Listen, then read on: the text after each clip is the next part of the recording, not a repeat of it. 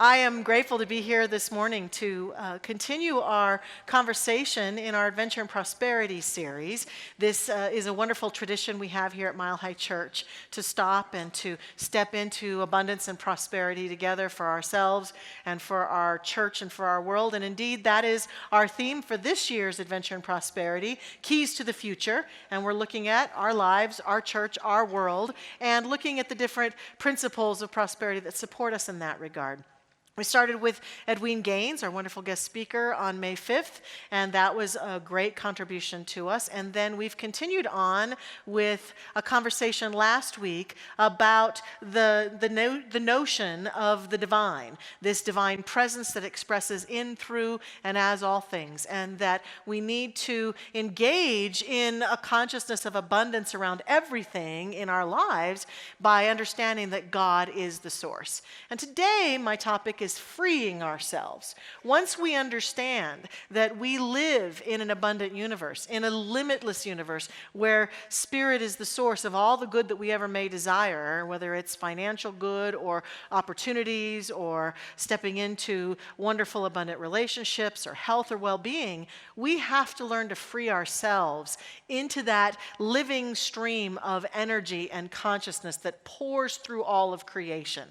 And so today we're talking about ways to do that. There's a story about the wonderful escape artist, Harry Houdini. Now, this story was made popular back in the 70s, mostly by the wonderful motivational speaker Zig Ziglar. In looking at the story again, there's a lot of controversy on the internet about if it actually happened or not. And I decided to tell it because it's a wonderful metaphor, even if it didn't happen, for what I think is going on and for about this way that we can free ourselves more effectively. So Harry Houdini was able to escape from anything that he was put in. Jails, he was locked in chains, he was put in boxes and underwater and all sorts of things. And he met every one of those challenges by escaping. And the story indicates that there was a particular town in England that challenged Harry Houdini and said that their jail, he could not escape from it. So Houdini decided to take them up on it, and he went to that town, and they put him in a jail cell. He was in his street clothes. They closed the door of the jail cell, and they left, and he was there all alone to make his escape. And he apparently pulled the little tool that he had out of his belt and began feverishly working on the lock to escape. And he worked, and he worked, and he worked, and he was finding this lock was particularly difficult to unlock for some reason. And he was getting more and more desperate. He was kind of sweating. He was frustrated because he knew that he was taking much more time than he thought, and he began to imagine he may never get out of this jail cell, and that was a shock to him. And all of a sudden, in exasperation, he leaned forward and put his head on the door, and the door just popped open. And what he discovered is that it had never been locked in the first place. That metaphor seems to be, for me, what I think is the truth about each one of us as we make attempts to free ourselves into the stream of energy that is God. We've got all these stories about how the door's locked. We've got all these stories about the boxes that we're in. Leaning forward caused me to get my hair in my face. We've got all these stories about our limitations and what's not possible. And all the while, because we live, move, and have our being in an abundant universe, in God, in Source, the doors of possibility have never been locked and will never be locked for any of us. I know that's not how it feels to us, though. And the only reason that's true is because we have spent a lifetime building up constructs of stories that we have believed about our limitation. In order to unlock them, there is this proverbial leaning forth to begin to understand that none of that is real, that we've been making that up, that what is real is that we live in an abundant universe where things are possible just by who we are, where we can step fully into them. We can step fully into them in our life at any time. And indeed, I would say that the first point that I have for us today is that the doors of good are flung open wide to us. The doors of good are flung open wide. How do we lean forward into that and free ourselves to experience them? So the truth is that in our teaching, of course, we teach people about our belief systems. We teach people that what we believe is the genesis of our experience, and that we can change our beliefs and change our life. And it seems like a very simple proposition as we encounter it, and I'm sure that many of us are here because we already believe that, or we're willing to explore that, or if it's your first time, you may not be sure about that, but the reality is that we believe here in this teaching, in this community, and help people to work with their belief systems to change their life. But what I find in working with myself and others around this theory and this idea, I have found it to be true in my life, and I've also found that sometimes what I really believe is a little bit elusive to me because it lives in the deep awareness of my mind. Our founder, Ernest Holmes, said it like this from his book, The Science of Mind, which we commonly call the text. He says, whatever we think, act, believe in, feel, visualize, vision, image, read, and talk about, in fact, all processes which affect or impress us at all, are going into the subjective state of our thought, which is our individualized use of universal mind. Whatever goes into the subjective state of our thought tends to return again as some condition. So we, and we alone, control our destiny. We and we alone control our destiny. And we believe that. The master teacher Jesus is reported to have said in the Gospels, as ye believe, it is done unto you. And teachings prior to the life and work of Jesus also indicate very powerfully that humanity has understood for eons that we are a factor in our experience. We contribute to the experience that we're having. And so part of the work that we do here is to get to clarity about our belief. We step fully in and choose to look at our belief systems, at our thought patterns, at our conditions of our lives, at the things that have happened in our lives. And in that regard, sometimes it's pretty easy to go, oh, here's my experience, therefore this is what I've been thinking about, let me change that thought. But other times, and I find that in the places where I am most passionately wanting to express, I find myself a little bit frustrated at times. Ralph Waldo Emerson used to say, you must get your bloated nothingness out of the way. And it's usually in that little area, my bloated nothingness, this bloated part of me that is in my way, that is some belief or idea or construct or experience that I've had, sometimes that I don't even consciously remember. It's buried deep in, as Ernest Holmes says, the subjective state of things. And yet it persists in being my reality. And I persist in anchoring it. And I often am fond of saying that I know when I've reach one of those places of bloated nothingness because I can tell when I don't get what I want, what comes out of me is that bloated nothingness. It's that anger, frustration, fear, upset, victimhood, over and over again. I didn't get what I wanted. I want what I wanted, and it didn't happen. And so when we understand this, we begin to take a look at the first part of today, our lives in a more comprehensive viewpoint to begin to encounter consciously, look at consciously that deeper stuff that keeps us from the experience that we would truly like to have. And often it is truly subjective, subconscious in the deeper mind that there are realities and belief systems and deep experiences that are having their way with us. And we know this because of a couple things. We know this because we look at our life and we see the result and we feel like there's some disconnect. I don't remember ever believing in that. Yet, here you are again, I don't believe in lack and limitation, and yet I don't seem to have what I want happening in my life. And so our reality shows us, okay, there's a belief going on. I'm not getting what I want, and there's frustration that arises. Okay, there must be some belief going on. And oftentimes it's also the more desperate that I am to have what I want to have. We don't sometimes understand that as I am approaching the good that I want, if I'm saying I want more of that, some good in my life or some good in the world, but I've got this deep attachment to it's got to be this way. I must have love. That's really attractive, isn't it? I want you to be in my life right now, People might run from you. Yet we approach things in this desperate way. The world must change. My finances must change. My health must change. With this desperation. Again, fear, deep emotionality, anxiousness, and all of that remains intact as the bloated nothingness, and we create from that. And therefore, we just get more and more and more of that. Because life says, as you wish, my beloved.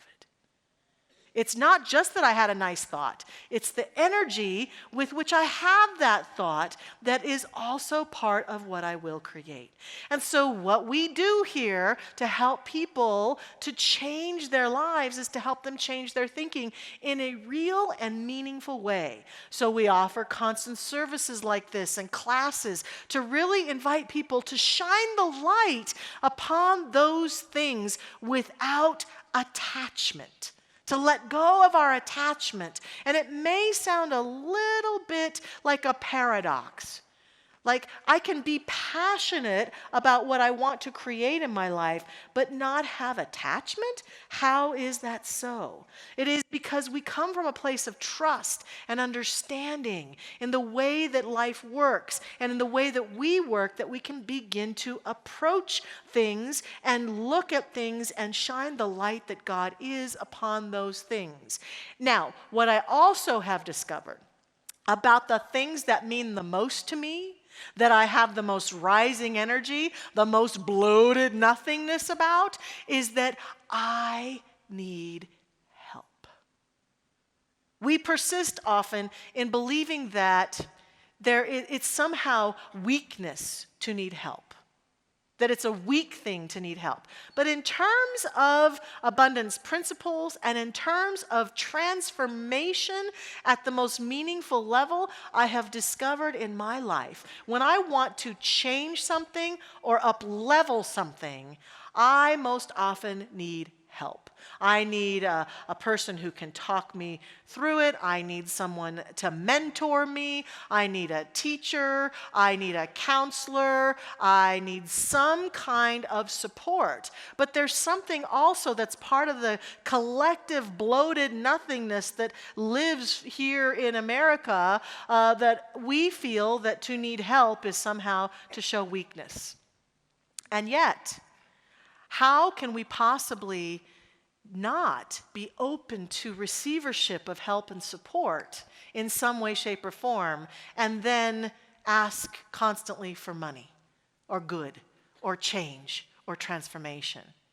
We have to be receivers of the good that is flowing through us all the time and free ourselves into it by being willing to do our most holy, sacred work, and most often in the places that are the most meaningful for us, we need help and support.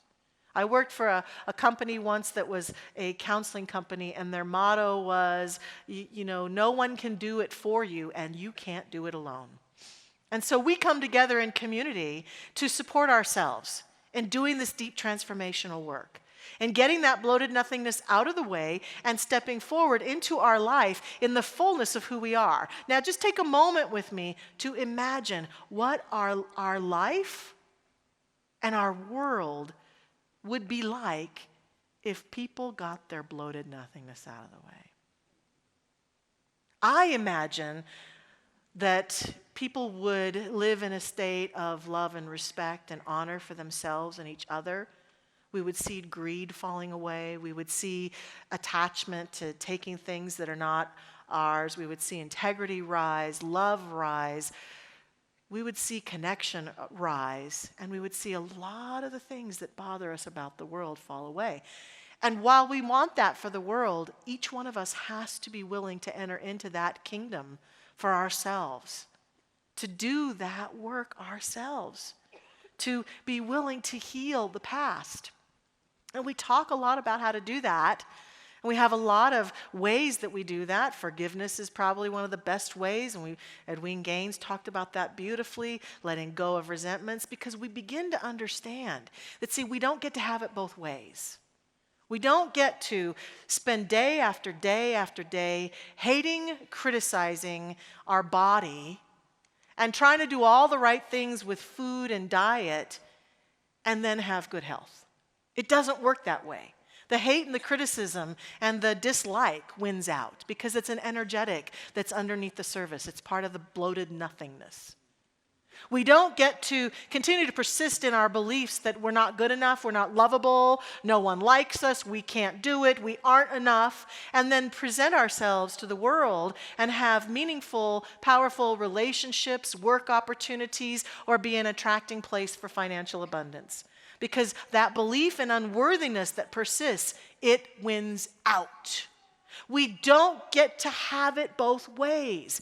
We get to have it, the seat of consciousness that is within us wins out. And so we understand this and we step forward to do this work. And when I say we don't have to do it alone, and we must be willing to get help and support, I'm talking today also then about some of the things that we have here at our church that are meaningful. And I want to speak today about the brilliance of Ernest Holmes in terms of our church in the discovery and the licensing and the putting forth of this holy, sacred place in our community called practitioners.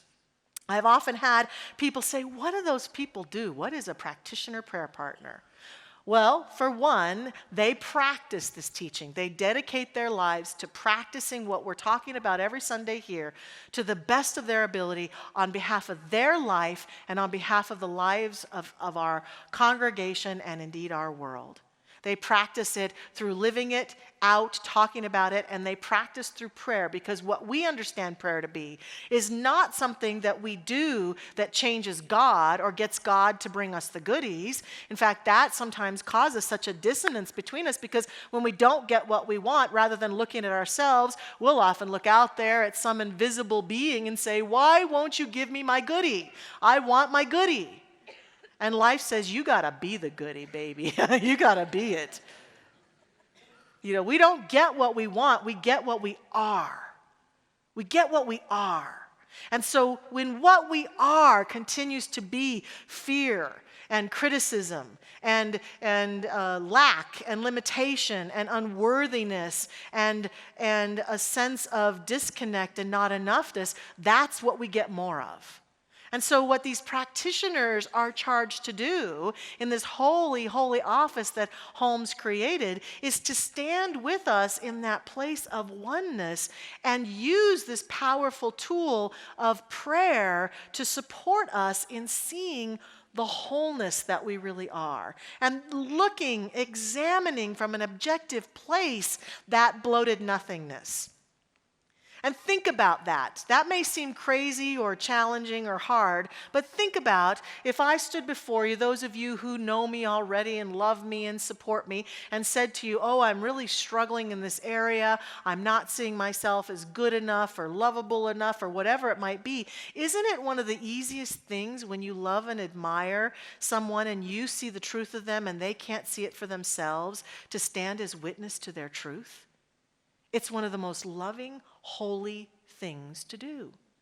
To say to someone, I know you're not seeing the truth about you right now, but trust me, it's there. I see it. I can look you in the eye and say without any reservation, you're magnificent, you're beautiful, you're capable. I love you, I support you, and you are God in form. And so our practitioner prayer partners, that's what they do.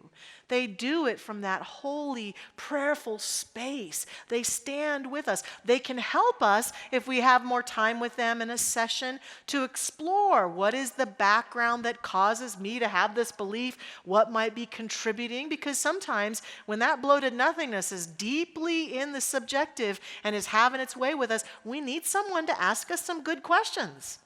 What is contributing to this? Are there some things or some beliefs or some ideas? And together working through that so then they can stand with us and speak the truth on our behalf into the field of oneness that we all share. And we can begin to dislodge some of those beliefs in a very disciplined way. There's a concept, and I'm sorry, Dawn, to our interpreter, I didn't use this in the first service, so it's a Japanese word, girl. Good luck with it. But it's an image, it's a word called, let's see if I can even say it, kintsukuroi, to repair with gold. It's the art of repairing pottery with gold or silver lacquer and understanding that the piece is more beautiful for having been broken. The piece is more beautiful for having been broken. That's you. That's me.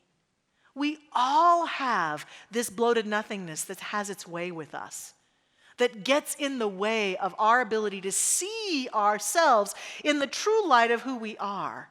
And we all need each other to be able to work together. The gold that we get is the gold of someone standing in witness to us, standing with us. I have a prayer partner. I pray with her just about every week. And when I bring stuff to be prayed about, what I notice immediately is that when I've handed it over to her, I feel this relief, like, okay, someone's praying for me. Step number 1, I let go of my attachment. And then I feel the confidence and the love of knowing that she is praying on an ongoing basis. And if I'm busy trying to pick it back up, I can take a deep breath and go, nope, I know someone's praying for me. And then the holy sacred work and consciousness that is being done to affirm my good begins to have its way. And I have experienced countless times of transformation in meaningful ways because I've been willing to be vulnerable, to get help and support, to reach out and let someone walk with me. And I want us to know about this as a community. I want us to do this holy sacred walk together, to utilize those practitioner prayer partners. They are, as many of you know, available every Sunday morning. They come down here. They're always wearing those stoles. They're available for us to go up to them. No cost, no obligation, no nothing, just to have a prayer time with them, to let someone walk with us. We can do it at the prayer counters in the lobby, write out a prayer request if we don't feel like going up to someone personally. We can set a time to go sit with them privately for a private session. Our prayer and care center has associates that make themselves available throughout the week on a love offering basis for us to go and do this holy sacred work. We get support. We learn the places where we are most vulnerable and we free ourselves, and just like Harry Houdini, we let that door open wide so that the truth can pour through us. The light can pour through us. And then as we go out into our world, in everything we do, in everything we are, in the places that are meaningful for us to go forth and make a difference and be a change agent, we are a person of increase. Whether it's our work or some cause that we care about, we understand that in terms of our world, that our willingness to free ourselves into abundance is inspirational to others and causes others to be willing to do this themselves. And so we realize that as long as we're looking out at people and the world and criticizing and making wrong and judging and complaining and gossiping and constantly feeling this angst, that we're lifting that stuff up. But when we free ourselves to the limitless abundance, it's not that our lives become these perfect things where we never have a problem again. It's just that the problems we have, we know we can deal with them because we've got a system and a way to be supported. And it's not that we don't look out there and see things and people that we don't agree with. It's just that we understand the nature of God is such that we can live on this planet in love and respect for every other being and see that we don't always see eye to eye on things and walk forward in trust of the divine and be a person who's constantly calling forth the greatest ideas for our good. This is how we transform our world. When I was in high school, I know it might surprise some of you, I was the president of the Optimist Club. And yeah, it's kind of my thing, right? And we did wonderful service work in the world. And I recently got to go to a local Optimist event with adults. And they are continuing the beautiful work of the Optimist Club that I experienced in high school. But I wanted to close today with Christian D. Larson, who was a New Thought teacher's work called Promise Yourself. It is the creed of the Optimist Club. And I offer it today for us to realize that as we free ourselves more fully, we can live from this place in a way that can make a difference, a meaningful difference on our planet. So here it is.